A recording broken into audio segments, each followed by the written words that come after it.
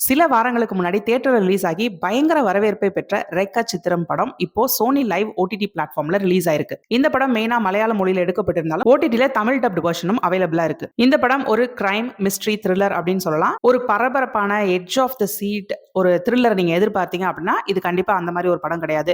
ஒரு hood and it movie மாதிரி எதிர்பார்த்தீங்க அப்படின்னா இது அந்த மாதிரி படமும் கிடையாது. இந்த படம் ஒரு ஹிஸ்டரியை தழுவி, அதாவது ஏற்கனவே நடந்த ஒரு இன்சிடென்ட்டை தழுவி எடுக்கப்பட்ட படம். கரண்டா இப்ப நடக்கக்கூடிய அந்த கேஸுக்கும் பல வருடங்களுக்கு முன்னாடி நடந்த ஒரு ஹிஸ்டாரிக்கல் ஈவெண்ட்டுக்கும் நடுவுல இருக்கக்கூடிய சம்பந்தம் என்ன அப்படிங்கறத ரொம்ப அழகா பொறுமையா அன்ராவல் பண்ணிருப்பாங்க. அதாவது இந்த கிரைம்ல அனஸ்வரா ராஜன் தான் விக்டிம்.